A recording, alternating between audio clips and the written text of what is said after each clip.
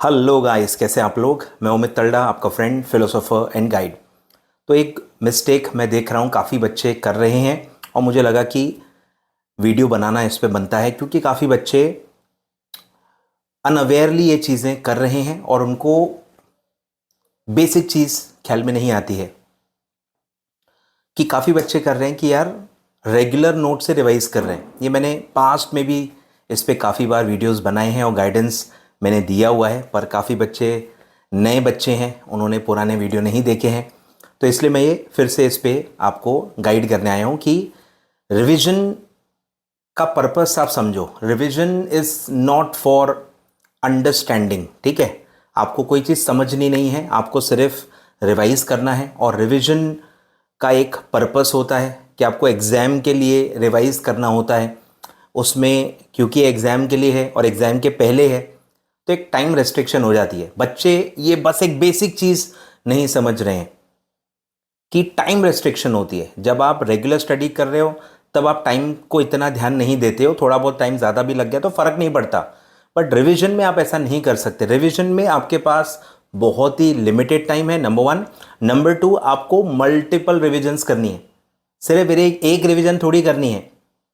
कुछ कुछ बच्चों को तो मुझे वही समझ में नहीं आ रहा, शायद उनको ये समझा ही नहीं अभी तक कि भाई रिवीजन 3 4 5 बार करनी है, तब जाके आपको चीज़ें धीरे धीरे याद होंगी, रिकॉल होंगी।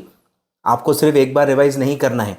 वो इस तरह से रिवाइज कर रहे हैं कि शायद उनको लग रहा है कि एक सब्जेक्ट की एक ही बार रिवीजन करनी है। नहीं बेटा, एक क्या दो भी कम पड़ता है काफ़ी बार। दो से ज़्यादा रिविजन्स की भी आपको कोशिश करनी चाहिए। और इसीलिए ज़रूरी है कि आप मटेरियल शिफ्ट करो, रेगुलर से अब रिवीजन पे आ जाओ। अगर आप 500 600 पेजेस का मटेरियल लेके बैठे हो, मुझे नहीं लगता 5 6 दिन से कम में वो आप रिवाइज कर पाओगे। और एक सब्जेक्ट की एक रिवीजन को अगर आप 5 6 6 दिन लोगे तो मुझे आप ही कैलकुलेट करके बताओ कि आप ये 30 40 डेज में क्या ही रिवाइज कर पाओगे। आप ही बता दो। बोथ ग्रुप वाले तो पता नहीं क्या करेंगे, एक रिवीजन भी शायद पूरी ना हो। तो इसीलिए काफ़ी बच्चे जिनको लग रहा है कि मेरे से रिवीजन जल्दी जल्दी नहीं हो पा रही है, रिवीजन में मुझे बहुत टाइम लग रहा है, तो मैक्सिमम बच्चों का यही प्रॉब्लम है कि वो भूल गए हैं कि वो कौन से मटेरियल से रिवाइज कर रहे हैं। मटेरियल चेंज करो, ठीक है, आज ही मटेरियल चेंज करो। सब्जेक्ट टू सब्जेक्ट अब वो डिपेंड करता है कि कितना सफिशेंसी कितना होता है, वो मैं कह नहीं सकता। बट 200 से लेके 300 पेजेस मैं रिकमेंड करता हूँ, क्योंकि 300 से पेजेस से ज़्यादा फिर वही प्रॉब्लम होगी, आप मल्टीपल रिवीजन शायद ना कर पाओ। और 200 से कम में फिर कवरेज का इशू हो जाता है कि ऐसा ना हो कि काफ़ी सारे टॉपिक्स कवर ही ना हो। तो 200 से लेके 300 पेजेस, 250 260 पेजेस बहुत ही आइडियल कवरेज है फॉर रिवीजन नोट्स। अच्छे से आप उसको, मुझे लगता है 3 4 बार भी रिवाइज कर सकते हो। सिंगल मॉड्यूल वाले तो 3 4 टाइम से आप कम का मतलब टारगेट मत रखो, ठीक है। अगर आपके बोथ मॉड्यूल हैं तो ठीक है, दो दो रिवीजन भी हो पा रही हैं, ठीक है, मतलब आपके पास चॉइस नहीं है तो ठीक है। बट अगर सिंगल मॉड्यूल है, समय भी है, तो आप ज़्यादा रिविजन्स मेरे ख्याल से ज़्यादा बेटर रहेगी। ज़्यादा पेजेस के मुकाबले ज़्यादा रिविजन्स बेटर रहेगी, क्योंकि अगर आपका पढ़ा हुआ सब है पर अगर आपको याद ही कुछ भी नहीं आएगा तो फिर वो कोई काम की बात नहीं है। सोच के देख लो, आपको आता सब है लेकिन आपको याद कुछ भी नहीं आ रहा, तो आप क्या ही लिख के आओगे, आप एवरेज आंसर्स लिख के आओगे और आपको मार्क्स भी एवरेज ही मिलेंगे। मल्टीपल रिवीजन से क्या होता है कि चलो पूरा रिवीजन नहीं हो पाया, लेकिन जितना भी आप मल्टीपल टाइम रिवाइज करके गए हो उसमें से जितना भी फंसेगा वो एटलीस्ट आप हाई क्वालिटी आंसर्स लिख के आओगे और उससे आपका बहुत बेटर आंसरिंग होगा और आपका स्कोरिंग मेरे ख्याल से बेटर आएगा, ठीक है। तो ये मेरा ओपिनियन है, क्लियर है। तो ये मिस्टेक आपको अवॉइड करना है।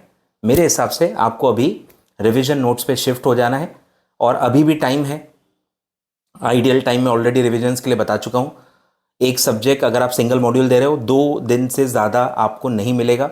2 दिन में रिवीजन करने की पूरी कोशिश करो। 2 दिन में कैसे वो 200 से 300 पेज आपको पढ़ने हैं। 2 3 बार पढ़ लोगे तो उसके बाद जो पेपर के पहले की रिवीजन है वो एटलीस्ट 2 दिन में हो जाएगी।